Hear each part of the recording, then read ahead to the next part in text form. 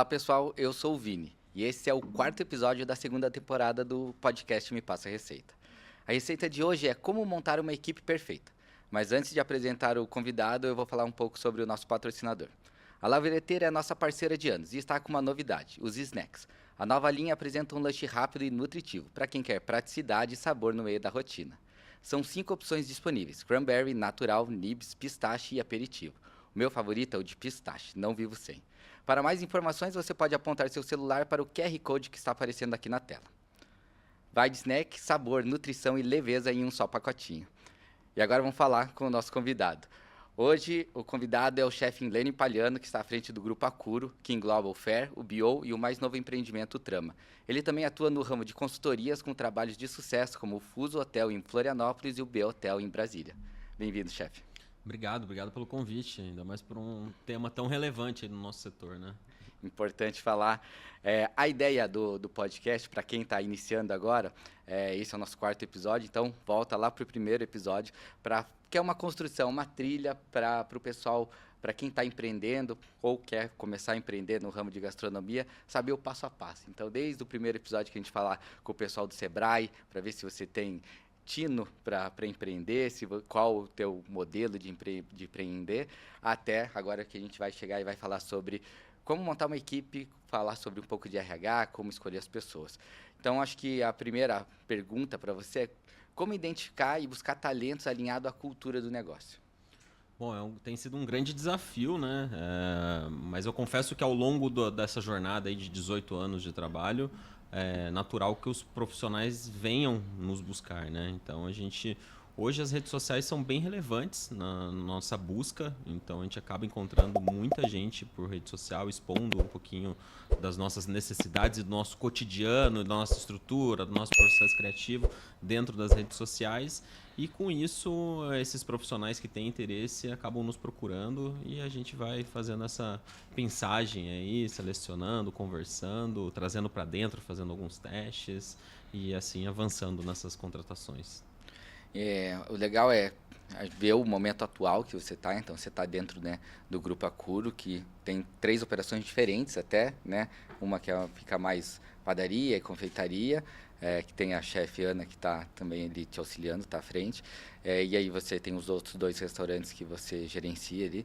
Mas dá uns passos para trás, né, nessa trajetória que você tem aí de 18 anos e olhar quando você ainda era, ou começou, estava com um restaurante um pouco menor, ou quando você ainda era chefe de cozinha dentro de uma outra operação e você tinha que escolher os cozinheiros que iam trabalhar com você, é um pouco diferente ainda, né? Porque hoje você gerencia uma equipe muito maior, que vai desde cozinheiro até salão, gerência, marketing. Então, você está dentro de um grupo maior, assim. E isso eu identifiquei, essa formação de grupo, eu comecei a notar que a importância desse escopo mais amplo dentro da hotelaria, né? Quando eu fui trabalhar no Noma. Anteriormente eu trabalhava em restaurantes, que também era formado por grupo, que trabalhei muito tempo com o Rafael Zanetti, né? No Grupo Vino. Mas na hotelaria eu entendi um pouquinho mais dos processos e como a importância de um RH bem qualificado, de um departamento que cuida das pessoas realmente, que está atento com isso, que presta atenção desde a entrega de um olerite ou se está de um plano de saúde. Então, todo esse esquema que por trás da hotelaria é super importante nessa trajetória, né? Então, hoje, com o Grupo Acuro, a gente tem uma infraestrutura grande, nós estamos com mais de 70 colaboradores e a gente tem um RH interno que gerencia tudo isso para a gente. Obviamente, 90% das seleções ainda sou eu que faço, até porque, como eu te disse anteriormente, as redes sociais impulsionam muito essas contratações. Isso tem um trabalho conjunto importante, né? Mas você acredita que, para quem está assistindo a gente, está vendo o podcast e ainda tem um grupo pequeno, está começando, você acredita que tem como fazer o mesmo processo, mais ou menos assim, de um grupo grande para um restaurante pequeno que tenha lá 5, 10 colaboradores, que é o passo a passo de você ter esse do RH? Então, aí vai o perfil do colaborador e o perfil do restaurante também, né? Porque quando a gente trabalha com um restaurante de alto desempenho em termos de produto, em termos de escolha de insumos, de técnica, a gente tem um perfil diferente de colaborador, né? No Brasil, infelizmente, diferente da Europa, por exemplo, a classe social dita muito o nível cultural das pessoas, né? O que é um abismo bem alto. Se você pegar os países europeus, uma família de classe de renda baixa, ela tem acessos culturais importantes assim para construção de paladar, para construção de ideias, para construção cultural, enquanto no Brasil não. Então, às vezes é um choque cultural para um restaurante como o nosso ter alguém de uma base muito simples. É importante porque essas pessoas precisam trabalhar, mas eles assustam um pouco. Diferente de um restaurante como um restaurante de um bairro, um restaurante mais simples, que atende um outro perfil de comida, aí talvez faça mais sentido ter essas pessoas do próprio bairro, as pessoas eu digo mais simples, mas são pessoas que não tiveram acesso, na verdade, né? E eu me comparo a isso também, porque eu também não tive acesso quando eu era criança, tanto acesso, sabe? Eu sou de uma família de classe média baixa, minha mãe era bancária, minha avó era professora, então eu fui conhecer o que se denomina alta gastronomia com mais de 20 anos, vindo para Curitiba. Então é uma caminhada bem mais longa quando a gente tem que correr isso tudo, sabe? Então eu acredito que restaurantes menores, restaurantes com infraestruturas pequenas, às vezes devem buscar na própria região, nos próprios bairros, ou até nas regiões metropolitanas da cidade. A gente tem muito colaborador aqui em Curitiba hoje que mora em Colombo, que mora em Tamandaré. E por incrível que pareça, o capital Curitiba ainda sofre um pouco com o transporte público, principalmente à noite. Então, esse é um desafio também que às vezes tem que encaixar essa logística. Que não tem como ele voltar muito tarde para casa. Exatamente, isso é um desafio enorme. E aí, acho que você falando, né, ter essa mão de obra que é um pouco mais difícil, você acha que é melhor formar ou buscar colaboradores qualificados? Então, dentro do teu ramo, né, que você está mais com restaurantes de alta gastronomia, como você procura Olha, hoje? a gente busca equalizar, porém o mercado tem nos mostrado que tem sido melhor. Quando eu falo equalizar, é compor pessoas mais jovens, com pessoas com mais experiência. Isso facilita um pouco a lógica da estrutura do time. Porém, nos últimos anos, o mercado tem nos mostrado que tem sido melhor realmente a gente formar essas pessoas dentro do time.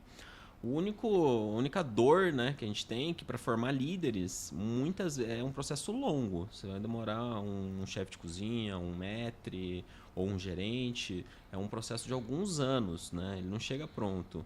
E muitas vezes a gente tem que lidar, principalmente no momento atual da sociedade, com o fator psicológico das pessoas. Então a gente acaba sendo um pouco psicólogo e muitas vezes as pessoas não suportam esse processo, porque realmente não é gostosinho. É um processo para você se tornar líder de alto desempenho, de alta performance, que cuida de todos os processos, que desde um recebimento de mercadoria, uma compra bem executada, atendimento de um público, ou até de um detalhe de uma flor na mesa, se ela está perfeita. Então esses processos é um dia a dia maçante até você conseguir base para entender tudo isso.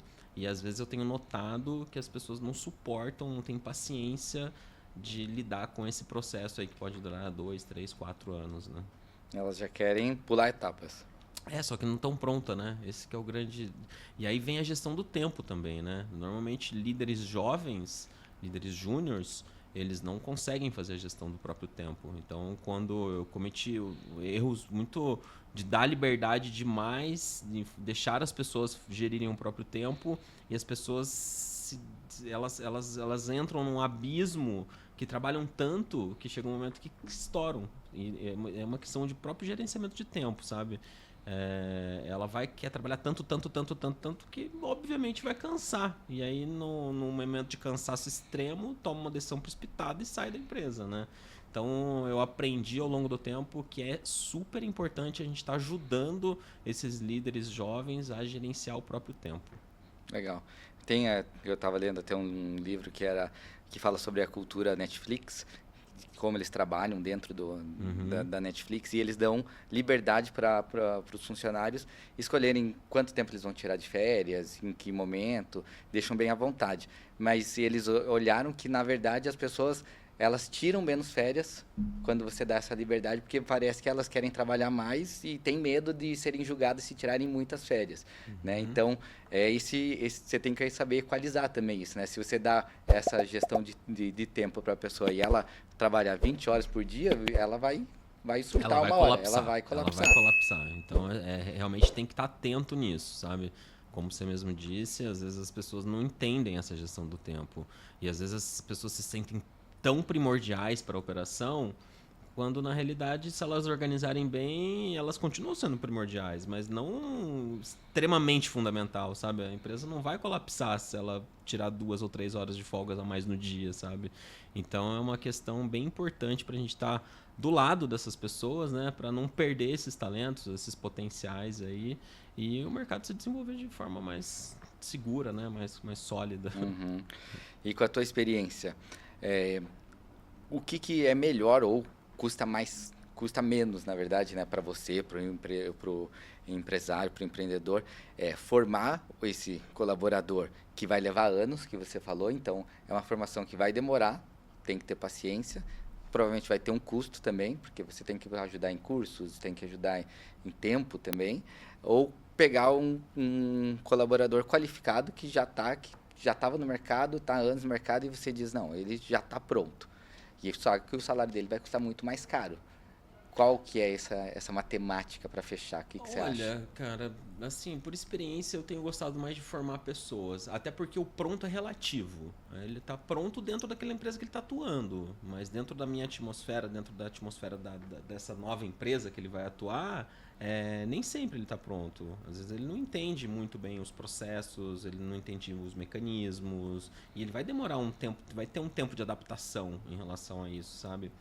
E normalmente, como você disse, o cara que está no mercado há muito tempo, ele está muito bem empregado, porque o mercado segura, retém quem é bom realmente, né? Quem é dedicado, quem é comprometido, quem veste a camisa, né? Falando popularmente. Uhum. Então, ele só sairia dessa situação se fosse por um salário muito maior, o que não viabiliza. Assim, eu já vejo alguns casos de pessoas tirando colaboradores até do meu restaurante, tirando cozinheiros muito jovens para assumirem cargo de chefia em outros restaurantes, eles não estão prontos, aí pagam salários absurdos, assim, e não é porque eu sou contra pagar, é que nem o próprio André Mifano tem um podcast dele que eu achei incrível, cara. Ele falou, cara, eu adoraria pagar bem minha equipe, toda a minha equipe, mas é impossível, porque o que vai refletir lá na ponta. Aí se você ter um salário exorbitante para a tua equipe, um salário muito bom, acima de mercado, onde vai refletir? No prato. E aí você não tem cliente, porque se você ficar cobrando R$300 num prato, nem o consumidor de alto poder aquisitivo vai querer pagar. Então a gente tem que se manter competitivo, né? Eu acho que o próprio Délio teve aqui esses dias, né? E falou sobre essa coisa de se manter competitivo no mercado, entendimento de público, e é super inteligente isso. E, obviamente, o maior custo da empresa é folha de pagamento. Então, você tem que estar equalizando isso. A gente jantou, eu jantei sexta no Trama e a gente abordou alguns temas, conversou ali. E você me falou disso, né? O custo que tem. Claro, você pagar bem o funcionário acho que é um reflexo do trabalho dele, tem que ser valorizado, mas que também tem esse custo que é muito caro para colocar depois no final ali no prato, que é o que o cliente vai entender, né? Porque às vezes ele faz aquela conta básica, o que se está me servindo aqui é um 200 gramas de mignon, mas não sei o que, ele faz a conta e diz, nossa, esse prato aqui custa R$100. Mas você não pode comercializar ele por... É sempre um ponto muito... Eu tento sempre nas minhas operações pagar um pouquinho, um pouco acima da média, né? E aí, obviamente, os líderes ganham salários melhores, né? A gente tem que desenvolver essa liderança, até porque... quando a partir do momento que a gente cobra o cara de conhecimento amplo, de você tem que ir em outros restaurantes, você tem que ver o mercado, você tem que dar um pulinho em São Paulo para ver como é que estão as tendências. Então, a partir do momento que você exige isso do cara, você tem que dar condição financeira para ele ter acesso a isso, né? Porque hoje realmente o cunho alimentação fora do lar tem, por conta de inflação, por uma conta de série de coisas, tem sido caro realmente, né? A gente estava discutindo anteriormente aí, até os PF de rua estão na faixa de 50. Então tem que ser bem resolvido tudo isso, né? E você achou um modelo para remunerar bem o colaborador, para fazer parte, para que ele se sinta parte do negócio, remunerar bem dentro de um plano de carreira, você já acha que achou esse modelo, não? Ou varia Olha, muito? ele varia, mas ele está em construção, até porque a empresa é jovem, né? Eu tenho discutido até com muitos amigos aí que estão com empresas há mais tempo, né?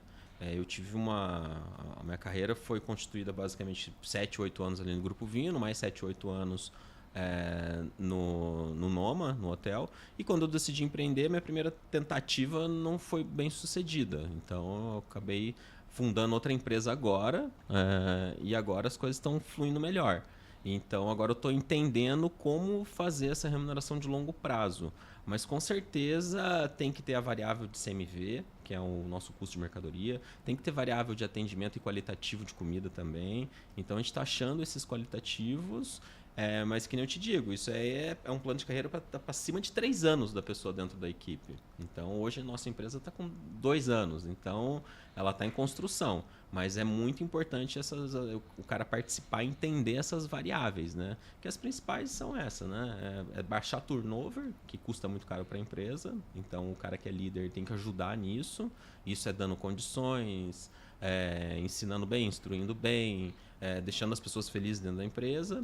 A gente tem o fator custo de mercadoria vendida, que é o CMV também. O cara tem que entender sobre o CMV. E satisfação de cliente, né? Então, acho que tem que fechar todo esse tripé aí. E aí, a partir dali, o cara ser remunerado com base nisso também, né? Um bônus de uma viagem, um salário extra, de repente, por um alto desempenho no término do ano. Então, a gente vem estudando essas possibilidades. Legal.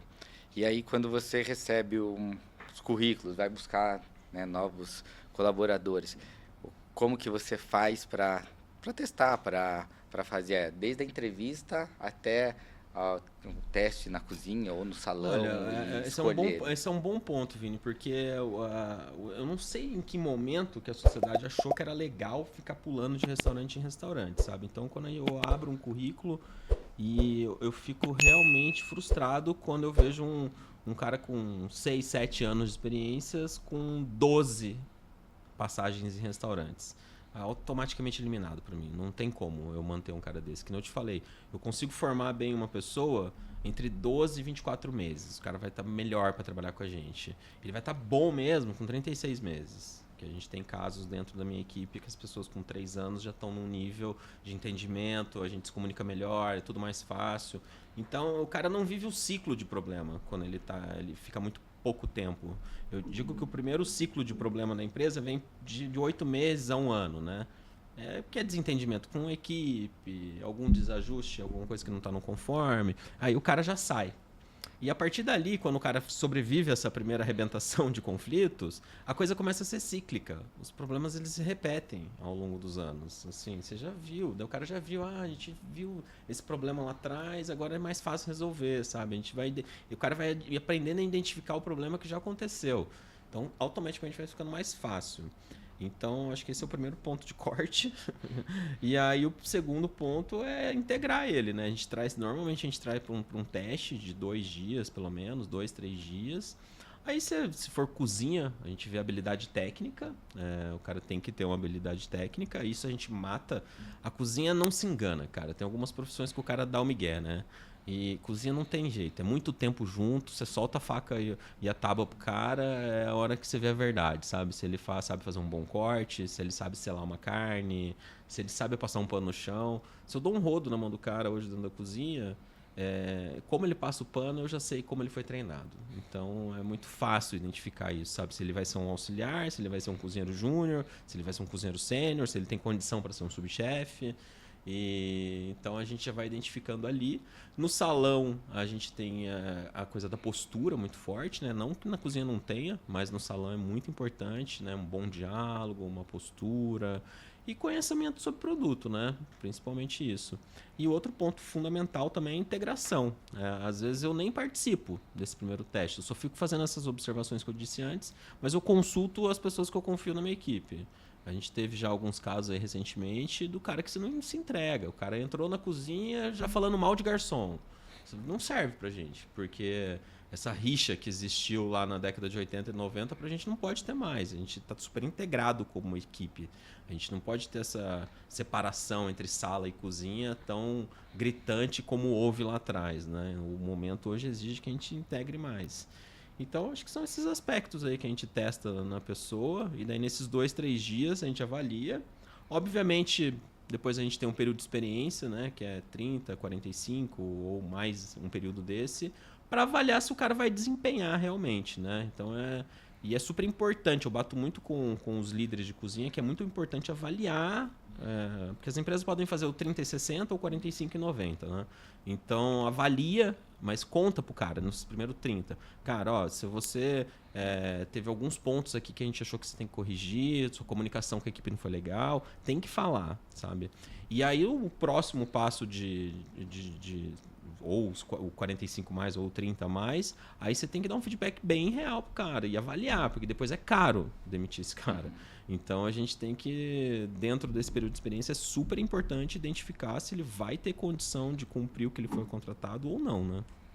E dentro da tua experiência, depois desse período de experiência mesmo que ele ficou ali dentro, tem uma porcentagem de quantos passam, quantos não? Você acerta mais, erra mais, é difícil? O mercado está mesmo faltando a mão de obra que todo mundo fala, falta muita mão de obra e é difícil de achar o colaborador certo? Olha, falta, obviamente falta, mas a gente tem esse momento da sociedade que não é só no nosso, a gente fica olhando para o nosso próprio umbigo, mas se você colocar dentro de outras áreas também está em falta. Então, assim, a mão de obra é um problema global. Até porque o pós-pandemia as pessoas viraram empreendedoras, né? Só que já estão caindo na real o quão difícil é empreender, né? Então eu acho que a gente vai voltar a ter um ponto de equilíbrio aí.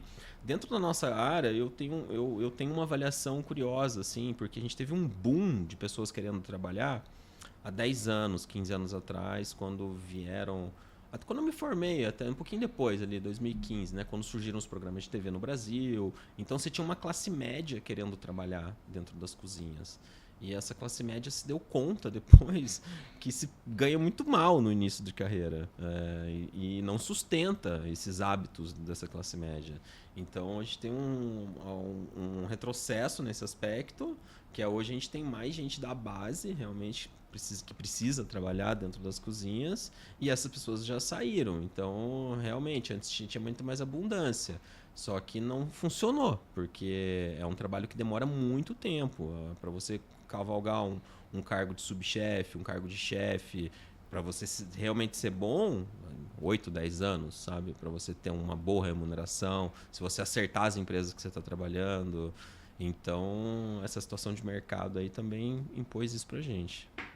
E aí, depois que contratou ele, manter ele motivado. Exatamente, exatamente. E aí é convívio, e aí né? Cozinha é difícil, cozinha não que seja difícil, mas ela é... Você trabalha no final de semana, você trabalha no momento que o pessoal está de lazer, trabalha de noite, é corrido, você tem que fazer o negócio acontecer. É uma escolha. Eu falo sempre nas entrevistas, falo ao longo da jornada, cara, é uma escolha esse tipo de trabalho, é um estilo de vida, assim, realmente trabalhar à noite, trabalhar com o entretenimento das pessoas, porque a gente tá lá para proporcionar o entretenimento, né? E o nosso tem que ser num horário oposto, né? Então, nossos horários realmente são bem, bem difíceis de suportar aí a longo prazo, né?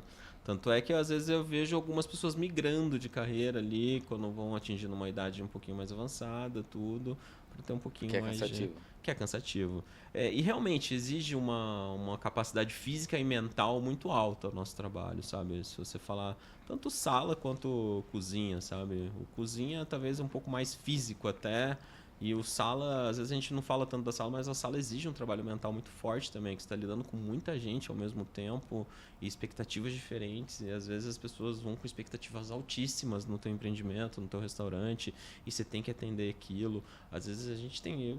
Eu agradeço muito que nossos clientes, em grande maioria, são muito educados, mas eventualmente tem um cliente que é mal educado. E isso abala muito. Às vezes você pega um cliente mal educado na semana que te deixa cansado, assim, psicologicamente, sabe? Então você tem que estar dando esse suporte pra galera, pra todo mundo suportar e todo mundo reagir bem. Mas eu tô com o momento que a gente tá atravessando dentro do Grupo Acuro hoje, sabe? A gente acabou de lançar o grupo, mas a gente já tá nesse projeto aí há quase 2 anos. Eu acho que a gente baixou muito o turnover, a gente teve uma dificuldade na largada, assim, absurda. O pós-pandemia ali, surgiram muitos restaurantes em Curitiba, falando do cenário local. Então a oferta ficou muito alta. E aí, só que eu falo que é um processo natural, né? As coisas vão acontecendo, tem que deixar dar tempo. E a gente está num momento agora que as pessoas estão enxergando que a gente tem seriedade, competência e a gente está conseguindo manter essa equipe e atrair novos talentos, né? E novas pessoas. Isso é super importante para a gente também. Acho que vocês já estão num momento que é o que todo mundo quer chegar, né? Principalmente você, né? Você que está dentro do grupo, mas você é a cara ali do grupo. Que é, as pessoas vêm até você porque querem trabalhar com você, que querem pegar um pouco da tua experiência.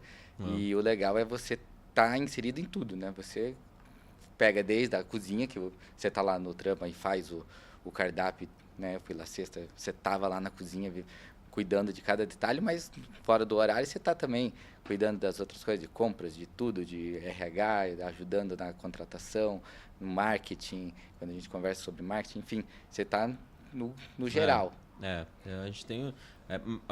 então, aí que eu falo também de crescimento controlado também, sabe? Às vezes quando as empresas querem crescer de uma forma muito rápida e muito desordenada, aí se você quer ter um crescimento muito rápido, aí você precisa de gente muito sênior. Se você não tem, colapsa. Eu sei porque eu já vi acontecer, já passei por isso. Então a gente está fazendo um crescimento assim bem controlado. Hoje a gente está com 3 operações, 70 pessoas nas operações. Hoje a gente é aproximadamente 70 pessoas. E agora a gente decidiu que a gente vai travar um pouco, sabe? A gente tem um braço de consultoria que a gente está fazendo também.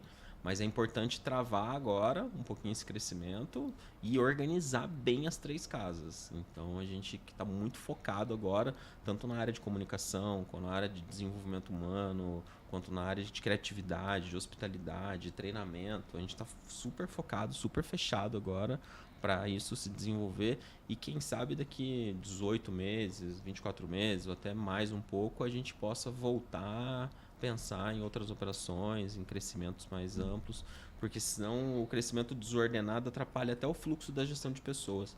A gente acaba não retendo as pessoas porque as pessoas começam a não entender a função delas, começam a não entender a importância delas. Então, acho que o momento agora do Grupo Acuro, e eu tô mais maduro também, né? Porque eu tive uma fase da minha vida, eu fui chefe muito jovem. Então, eu tenho até uma fama de ser muito duro dentro das cozinhas, mas eu acho que foi até por inexperiência lá atrás, sabe? Não, eu continuo sendo, eu ainda me julgo um pouco duro demais às vezes, sabe?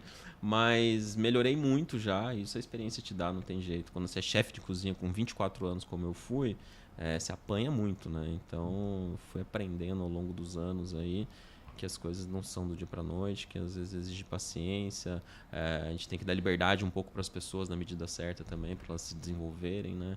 Então o momento tá muito bacana. Legal. Eu acho que era um dos pontos que eu ia abordar aqui, que é erros comuns de liderança. Então, você teve um cargo de liderança jovem, né? 24 anos. E aí, o que você acha que você diria para as pessoas, assim, talvez evitar? Ou porque é um fardo, né? Você ser líder, assim, tem o pró, mas é assim, muito no meu difícil. caso, e eu vejo muito isso acontecer também, né? É achar que as pessoas são você, né? Então, as pessoas são diferentes, né? O primeiro ponto que você tem que entender é essa. Quando eu tinha um setor e fui promovido a subchefe, lá atrás, no Terra Madre, meu setor era muito metódico, era uma coisa maluca o que eu fazia, sabe? O controle que eu tinha de todos os potinhos, o controle de todos os panos, todos os molhos. E eu achei que todo mundo tinha que fazer igual. E, cara, não funciona. Eu fiquei maluco e deixei as pessoas malucas, né? Porque não ia funcionar. E aí o segundo ponto é a descentralização também, né? Então, a partir do momento que você sabe delegar, mas você delega e aí você supervisiona. Primeiro você ensina Aí você delega para a pessoa fazer aquilo lá e você supervisiona. A hora que você aprende a fazer isso, você abre muito mais espaço para você fazer coisas novas, né? Então, acho que esses 2 pontos no início da liderança são super importantes. Legal. E agora, acho que falar um pouco, eu estava pensando aqui enquanto você estava falando, que é como muda, nesses 18 anos de carreira ali tua, como que você viu que mudou o trabalho, seja de mais dentro da cozinha, assim, com a evolução de equipamentos, você acha que diminuiu o número de postos de trabalho de cozinheiro ou não? E olhando para frente também, né? A gente tem provavelmente uma revolução, que é a inteligência artificial, que talvez a gente não vê como ela vai se inserir dentro de cozinha, mas vai se inserir dentro de muitos outros postos de trabalho. Vai acabar com alguns postos de trabalho, com algumas coisas. Na cozinha talvez não, mas vai revolucionar provavelmente forma de produtos, né, os alimentos, como vão ser produzidos e tal. Dentro da cozinha, você acha que isso vai impactar? Olha, eu acho que vou voltar lá atrás, né? Acho que já que você falou desse ponto da evolução na cozinha, eu sou ainda uma transição de geração. A minha geração ainda pegou aquela coisa muito agressiva de dentro da cozinha. E talvez eu tenha carregado isso no início. Ainda carrego alguns traços, que é normal. A minha geração, ela pegou aquela geração de chefes muito hardcore, muito punk. Então a gente tinha... Era duríssimo. E a gente foi aprendendo, a minha geração de chefes foi aprendendo a transformar isso. Hoje a gente tem uma geração de chefes mais jovens vindo que já entendeu que não funciona. E a gente também teve que entender que não funciona daquela forma como a gente foi criado, né? Então, esse aspecto é uma mudança significativa. E em relação à tecnologia, eu acho que ela vem agregar, mas pelo contrário, eu acho que a alimentação fora do lar cresceu demais. As pessoas estão, por um lado ruim também, né? As pessoas estão deixando cada vez mais de cozinhar em casa e comendo fora. Tem um lado negativo, mas para o mercado é muito bom, né? Que o mercado cresce, né? E as pessoas agora conhecem muito de gastronomia, né? Eu acho que principalmente trabalhos como o de vocês, né? Que mostram muito para as pessoas. Aí tem uma dezena de chefes aí, umas centenas, milhares, sei lá quantos chefes fazendo muito material nas redes sociais, no YouTube, enfim, onde for. Então as pessoas que gostam de gastronomia, elas estão buscando o que elas não conseguem fazer em casa também, quando elas se dispõem a pagar um ticket médio um pouco mais alto. Então, isso traz para o restaurante mais gente, né? Do ponto de vista de trabalho, contratações, né? Se você pegar em Curitiba, quando eu cheguei em Curitiba, eram pouquíssimos restaurantes, assim, que a gente classifica de alto nível, assim, vamos chamar, com o ticket médio mais alto, produtos diferenciados, técnicas mais avançadas, figura do chefe.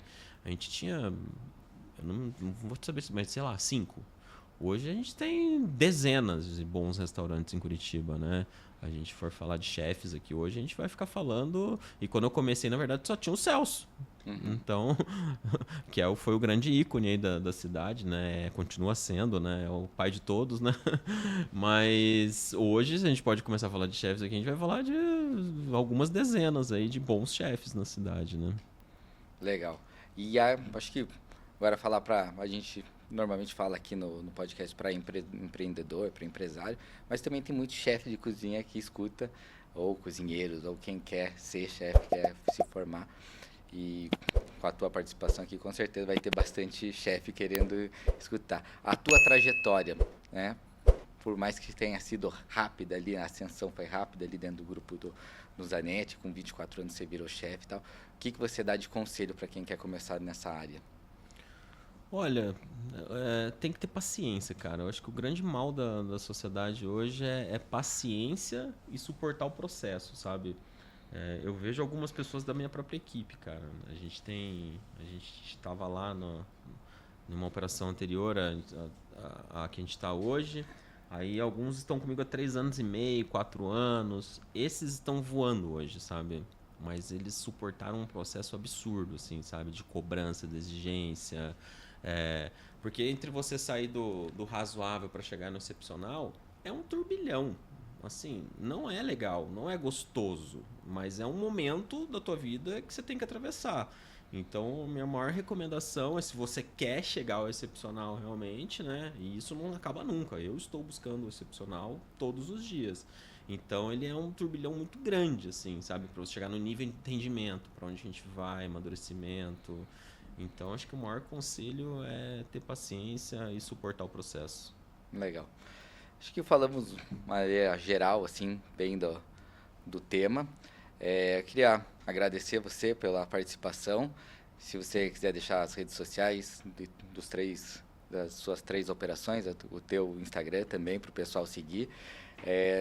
Esse episódio a gente falou então sobre RH. No próximo a gente vai falar sobre como montar um cardápio legal no seu restaurante. A gente vai falar com o chefe João, que é dono do Bar Nacional, que tem um cardápio super gostoso e legal. Não sei se você já foi lá no Bar Nacional, mas se não foi, pode ir lá, que as caipirinhas são muito boas e tem uma parrilha muito legal lá. E esse é o nosso próximo episódio. Queria te agradecer aqui pela participação e deixar aí aberto o microfone para você convidar as pessoas para te seguirem. Legal. Obrigado eu pelo convite. Espero ter contribuído um pouco aí para os chefes, empreendedores ou quem está afim de entrar na área. É uma área muito bacana, é muito dura, mas é muito satisfatória também, né? Às vezes a gente fica falando de problema, mas é uma área que deixa a gente muito feliz, né? Pega um dia como você estava lá no restaurante, vê o cliente sendo satisfeito, a gente entrega um trabalho super legal, é muito satisfatório também. Em relação aos restaurantes, o Trama.restaurante, que é o nosso mais novo restaurante, está aberto há um pouquinho mais de uma semana. O Fer.restaurante também. O Fer tem uma pegada mais casual, uma forte influência de cozinha italiana, mas sem deixar de lado a brasilidade. E o Bio, que é a nossa confeitaria com café, espaço super bacana também. A gente tem um serviço de encomenda de doces e bolos também. A Ana Cury, que é a nossa chefe lá. Então, estão super convidados aí para irem em alguma das nossas 3 operações. Legal, todas muito boas. Sou apaixonado pelos croissants e doces da Ana. Ela é muito boa. O Fer também está com cardápio, uma linha mais italiana, tá bem gostoso também. E o Trama é excepcional, estava muito bom. Provavelmente um dos melhores restaurantes em Curitiba. Parabéns, chefe. Obrigado pela participação e a gente se encontra por aí. Valeu, muito obrigado. Um abraço, gente.